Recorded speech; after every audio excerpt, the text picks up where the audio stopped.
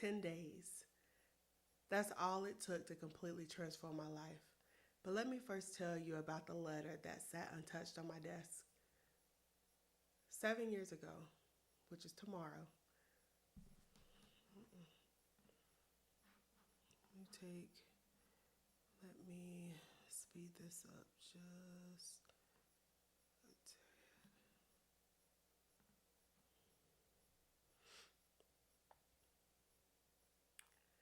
10 days. That's all it took to completely transform my life. But first, let me tell you about the letter that sat untouched on my desk. 7 years ago, I typed out my resignation letter and I placed it in an envelope. So for 10 days, that envelope sat on my desk, a physical reminder of the choice that I was about to make. You see, everything looked perfect on paper. I had a steady paycheck, benefits, a clear career path as an interpreter, but that whisper wouldn't go away. You know that whisper, right? That one that keeps you up at night, that shows up in that quiet moment, that also refused to let you settle for good enough. So, growing up as a CODA, which is a child of a deaf adult, I learned early on about bridging two worlds. But this isn't just about my story, it's about what happens when you learn to read fear differently. While other kids were outside playing at recess, I was learning lessons about communication that would shape my whole entire life.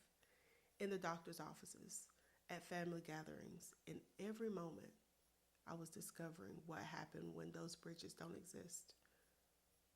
You know what's interesting about being a CODA is you learn to read more than just sign language. You learn to read courage in silence, strength and vulnerability, and possibility in challenges. Every Sunday at church, every doctor's appointment, every parent teacher conference, these weren't just moments of interpretation. They were lessons in leadership that I didn't even know I was learning. I want you to think about something.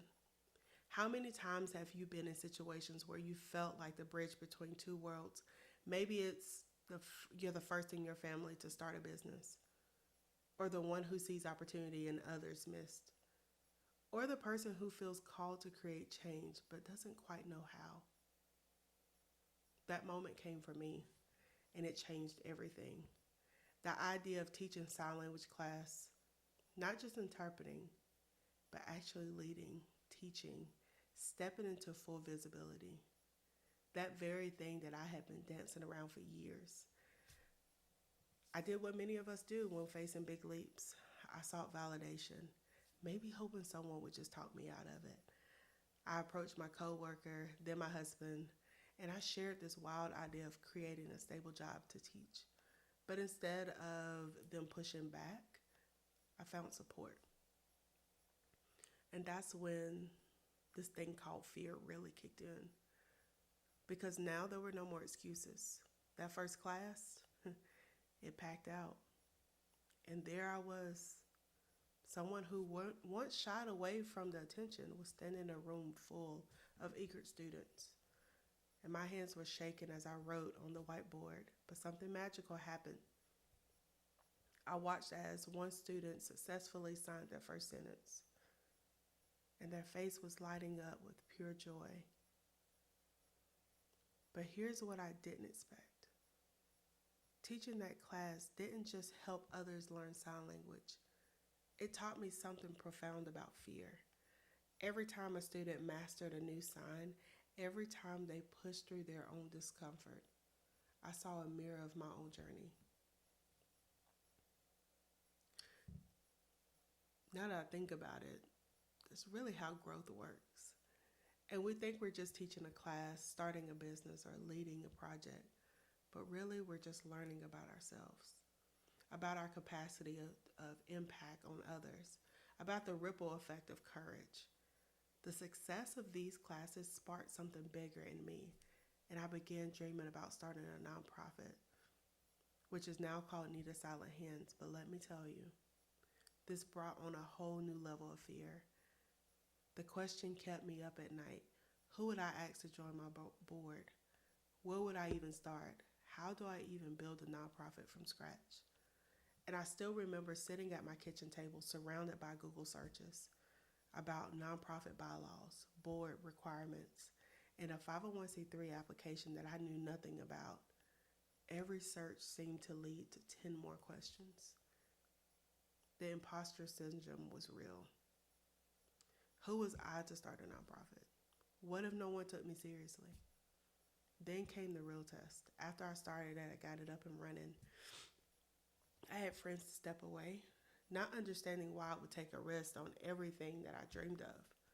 Board members quit, thinking that the vision was too big or too risky.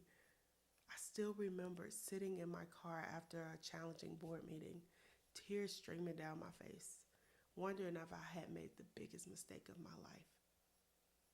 But looking back now, I realized something that was powerful about those challenging moments. Every friend who stepped away, every board member who left, they weren't just rejecting the vision, they were making space for the right people to step in. People who could see what I saw. That accessibility isn't just about compliance. It's about creating a world where everyone can contribute their gifts. You see, when you're building something meaningful, something that challenges the status quo, not everyone will understand, and that's okay, because your vision, it isn't for everyone. It's for those who are ready to see what you see. But something had to change in me. Something big had to change in me. And that same fear that once made me hesitate now became my compass. Because I learned something powerful. Fear isn't always telling you to stop. Sometimes it's pointing you towards exactly where you need to go. And that beautiful irony of the journey is how it all connects. Every unexpected interpretation moment, every full classroom, every nonprofit challenge, they weren't just experiences. They were preparation. Preparation for something I feared most, but was destined to do. Sharing these messages from places like this or on stages.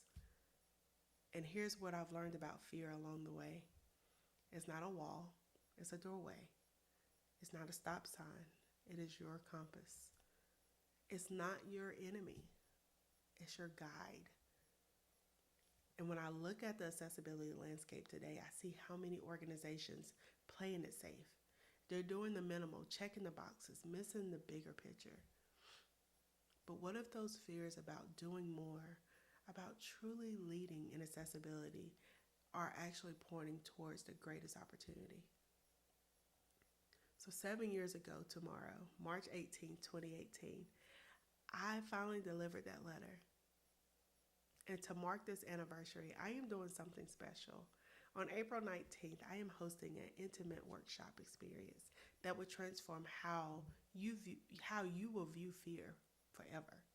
This isn't just another workshop. This is a careful crafted space where purpose-driven leaders just like you are coming together and discovering how fear can become your greatest compass. I'm only opening 50 spots, and they're filling fast, just like my first sign language class did. And you're probably wondering why such a small group? Because real transformation happens in an intimate space, where every voice can be heard, every story matters, and every breakthrough is celebrated. So for those who are ready to dive deeper, exclusive VIP and platinum experiences are available for accelerated transformation support. And here's the truth. Your envelope might look different than mine. Maybe it's a business transformation waiting to happen, or an accessibility initiative needing to be championed. Maybe a leadership role is calling your name, or maybe a change needs to be had. Whatever it is, remember sometimes our biggest fear points us towards our greatest opportunity. And your next chapter starts with your next decision. So what will you choose? You can register at signingstarr.com, but not because it's free, but because you're ready for what's next. See you on April 19th, and let's turn your fear into your future.